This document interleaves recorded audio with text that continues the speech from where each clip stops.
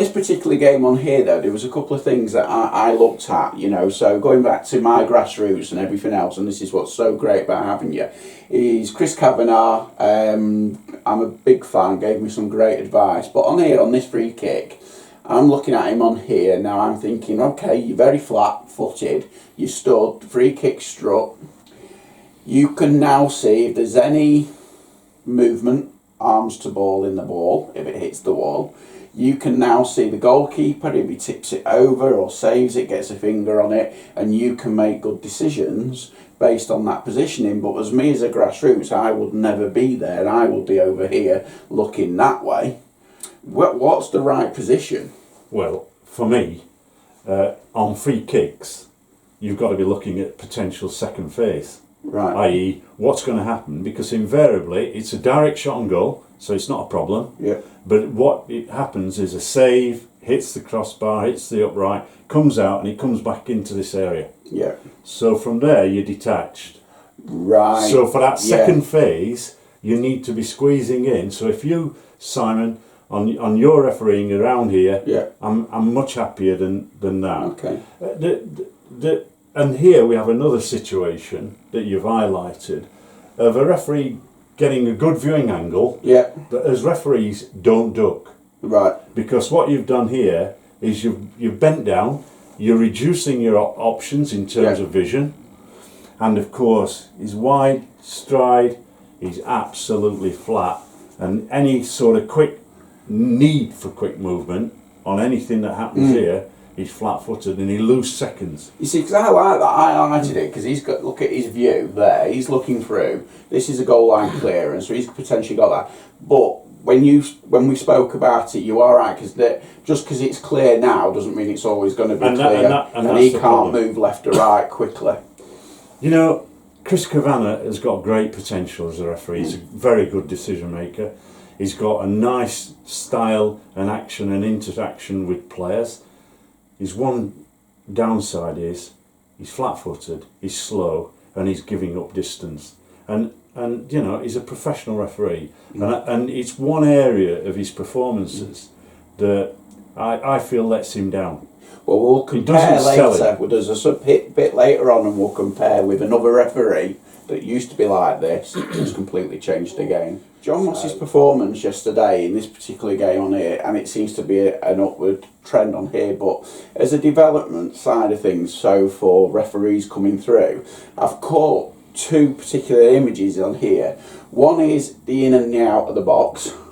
Oh, I think that was a brilliant decision. I mean, in fairness, his movement profile, that has changed. I mean, his acceleration was there yesterday. I watched this match closely, and he was in a great position to judge. Yeah. And he was very accurate, and that's what you expect from a top-class referee. And the great thing is that, you know, if VAR needed to check, it would have been a quick check. I mean, doesn't need the stoppage. No, it's just about speed. Because he's actually looking through there on there, but then on this side, we've got the other opposite, which is where players in the box is about to be challenged by 1, 2, possibly 3, even a fourth one after that. And we're on the right side, so we've gone from the left side of the box to the right side of the box. The assistant's here. That's got to be a good practice for any referee. Movement on a football field gives you the vision to see the decisions that you need to call. And to sell those decisions, you need to be in a good position. And that's what he's done. And I think that game reading is what you get better at the more and more games that you actually do, which is really, really good. So, just moving on here. Now, we mentioned about the flat foot. Stuart Outwell, okay, used to watch, wait, then go. Now he's moving all the time and everything else. Now, the only picture I've got from this game, and this is a credit to Stuart, there wasn't anything else for us. The straightforward thing, this is the offside decision. And again, it went to VAR. It was a really, really quick one, this one, but it didn't need to for me. It was so quick and easy. Well, you know, there's nothing to stop, in my opinion, VAR operating verbally with the referee. Yeah. You know, we don't need to stop and let's go with the lines and let's check it and slow the process down. That's offside. I'm confirming you got it right. That's good enough. Let's carry on. Absolutely. So, but what about Stuart though? Now at the moment, because I can't do justice on here. I don't think. I mean, this was a really good performance. I mean, the referees, Stuart is developing confidence and getting the bigger games. Yeah. The more he gets, the better he becomes. His fitness level is outstanding. Again, you're right. He's always on the ball of his toes. He's ready to go. He's selling the decisions. Oh. Good on him, because his start to his career was a major setback. Yeah. He's got over that, and I think he's refereeing really well. No, she's really good. Now, I've pulled a couple of different things on this particular. Now, this is Andre Mariner, and if you want a calm head in a situation, I mean, this on here is the West Ham players themselves going at each other. Now, they are in a precarious position. They are on free fall at the moment. But he's here. So he's here, and in the next movement, he's like, Simon, calm down. The important thing is, yes, he is there, but what he's done, clearly, he's seen it brewing. Yeah. He's got a feel for it, and that feel has paid the dividends of him suddenly saying, I'm in. Yeah. And I suspect that his involvement in there was helpful to the process. It calmed things down. Clearly something had been said. Noble is a passionate player, we all know that, and he might be a fuse to explode. He's not happy with the way his team's playing. Yeah, and he also pulls him out and he just gives that quieting down, and that's sometimes that's another little trick. I'm fortunate enough that I've actually learned that over the years, which is sometimes I'll pull a player out just to calm it all down, slow it down. By time. Yeah. And sometimes that can be the case with a caution. Yeah. How often do we see yellow card and away they've gone? They've not even had a word. And therefore, in a sense, they've not reinforced at times the authority. Yeah. Now that's down to the referee. And left it brewing, if need be, is there anything afters. Because the other one on here, this was where the assistant on this side keeps the flag down, but they do hesitate whether they're going to go with it or not. And this is a toughie, this one. This is one of those that on here, as you're going across on here, we're not sure, but probably that knee is in an offside position on there. But would you go with on field? So if we got rid of the lines, VAR has no lines, it's done by visual view, what would we give on there? But this shows to an assistant referee, this is the ball being played. So as an assistant, so all them fans in the crowd, all you thousands that can see all this, what are you giving at that moment? Is it on or off? Well, for me, he's off. Right. And but there are a couple of areas here. First of all, I think VAR then can confirm that I've got the decision right.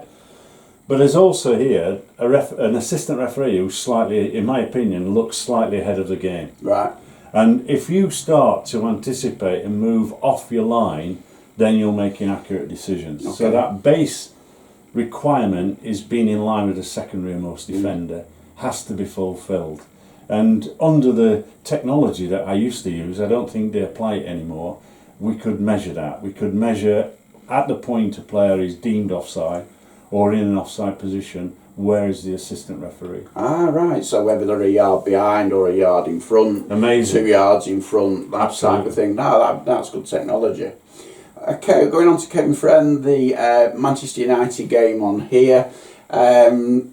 Just very, very briefly, this was a fingertip on the cheek. Oh, yeah, I know. And he was down and everything else. Now, that was trying to con the referee. For me, it was trying to con the referee to stop the game, but the referee didn't fall for it. Went on, I think he's had a shout from the assistant because it was on that side. Who was the assistant? Darren Cann. Yeah. I think Darren Cann's turned around and said, play on. Because next thing you know, you've got a goal, but another referee and another assistant might blow that, and then you're denying a team a goal through. I think that's the quality of, first of all, Darren Cann. Yeah. I mean, we all know that he's probably number one in the world, and continues, even though he had the World Cup final years ago. Yeah. So I think for me he's an outstanding assistant, and he sees it as a referee. Yeah. So he referees from the line, which I think again is another important. So people think with the Darren Cann Appreciation Society, because this is him. I mean, bear in mind, I think the World Cup, I mean, was it 10 years ago? Yeah. Nearly 10 years ago? Yeah. And he's going toe to toe with Martial here. Yep. Which to me is unbelievable. But what I wanted to do, and this was something I've asked you about, is these two pictures. Now, this is when Newcastle are playing around with it. So as a referee, I'm not even inside because I've gone to the halfway, goal kick, or whichever. We've got the new law, it can play inside. So I'm not in view. But on here, as soon as Greenwood gets the ball, he's off and he's sprinting. But how do I stop this? Because should I be here? Where should I be? Refereeing is about playing the percentages game. Yeah. What are the areas that are likely to give you more problems? A dropping ball in the zone between forward, centre, half? Or is it this type of play where the short pass is being played? So as a referee, you've got to be prepared to adjust your position. You can't be static. So at that point, a short ball has been played, you've got to be squeezing play. You've got to be moving into the back towards the position. So these are aspects of how you develop as referees your performance. You can't suddenly go, oh, the book tells me this is where I've got to stand, this is what I've got to do. You know, we've got a blank canvas here when the game starts, and therefore as a referee, we've got to, in the modern game, be much more mobile, much more dynamic in our sprinting. Yeah, penalty area to penalty area is the diagonal, but what this referee, Kevin Friend, should have been doing is moving towards a bit that earlier. Because I'm here, because like I say, I mean, he's got the ball, this is him over here, so at the moment, so if we're actually seeing him running in here, so from the time he's gone from here to here, then we're actually coming in and we're running. Cause there's Look, he's not a Michael Oliver in terms of pace, or even John Moss in terms of pace. He does amble a bit, but in that sense, he's recognised the potential problem. Danger, and he's got there, which is really good. So let's just go forward on that one. So this particular game on here, so this is Everton and Burnley.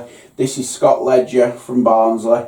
All right, absolutely great spot of the ball being outside the area.